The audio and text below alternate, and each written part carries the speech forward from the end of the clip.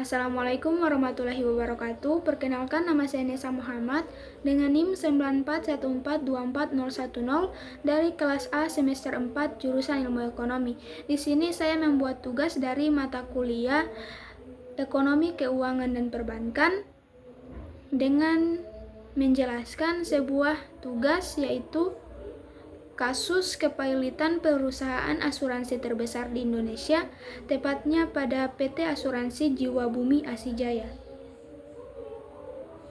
Baik, pada bagian ini saya akan menjelaskan latar belakang dari kasus ini.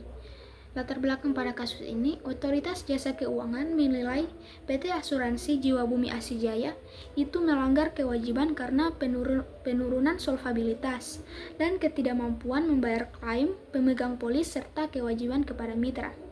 OJK juga menganggap klaim yang tidak dibayar merupakan utang yang telah jatuh tempo. Namun, perusahaan menolak dengan alasan klaim asuransi bukan utang dan pemegang polis bukan kreditor. Majelis hakim kemudian menolak permohonan pilot karena menilai masih terdapat sengketa dan belum terpenuhi pembuktian sederhana mengenai adanya utang. Putusan ini dinilai problematis karena hakim tidak memberikan kejelasan apakah klaim asuransi yang tidak dibayar dapat dikategorikan sebagai utang, sehingga menimbulkan ketidakpastian hukum dan perlu dikaji untuk lebih lanjut. Kemudian, ada beberapa pihak-pihak yang terlibat pada kasus ini, seperti pemohon pilot itu Otoritas Jasa Keuangan yang mengajukan pilot setelah mencabut izin usaha akibat gagal membayar klaim pemegang polis. Kemudian ada termohon debitur, yaitu PT Asuransi Bumi Asijaya.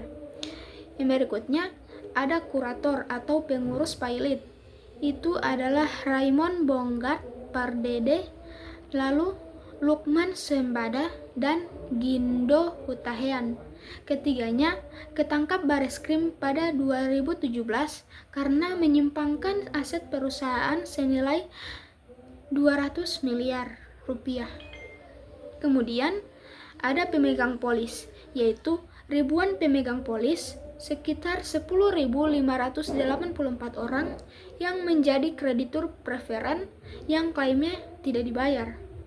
Kemudian ada pihak lain juga, itu pemiliknya itu adalah Rudi Sinaga, komisaris PT BPR Nusantara Bonapasogit atau Laksana Tobing, dan hakim pengawas di Pengadilan Niaga Jakarta Pusat.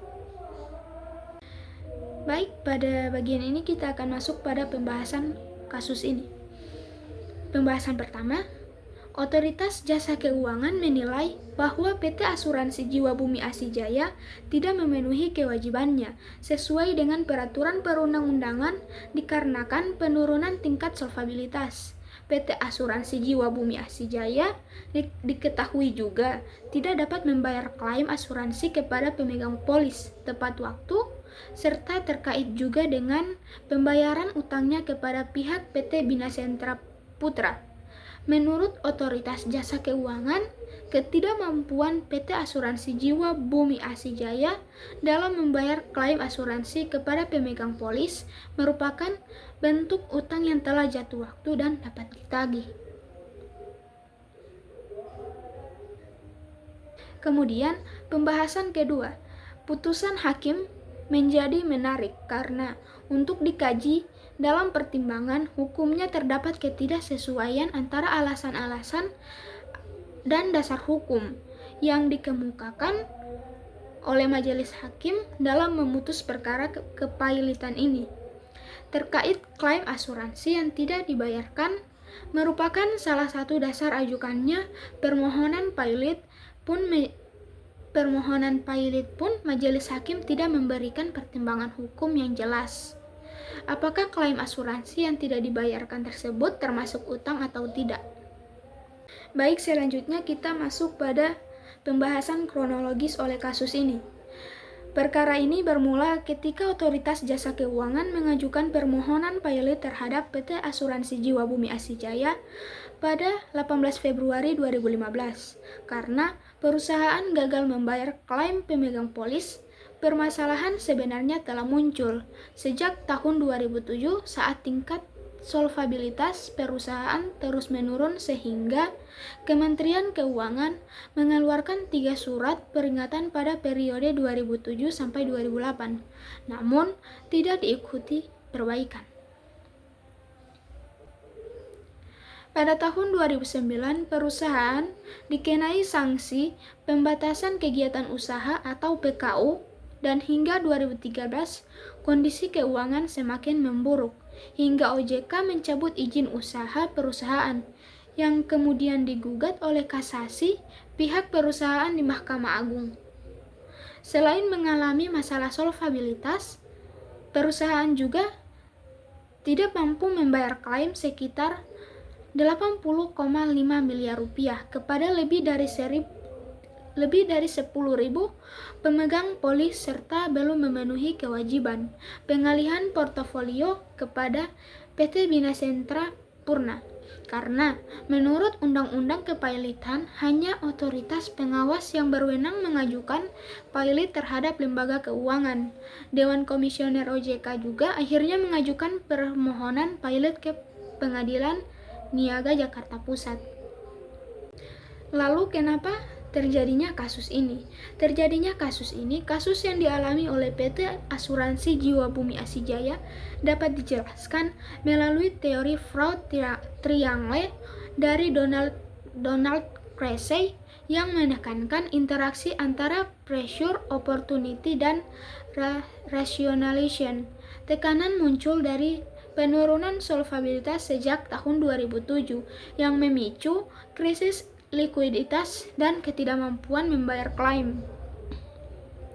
Dari sisi kesempatan, lemahnya pengendalian internal dan pengawasan regulator membuka ruang terjadinya penyimpangan. Sementara itu, rasionalisasi terlihat dari penolakan perusahaan mengakui klaim sebagai utang. Jika dilihat dari fraud diamond, terdapat pula unsur capability, yaitu kemampuan pihak internal memanfaatkan posisi dan pengetahuan untuk mempertahankan praktik bermasalah.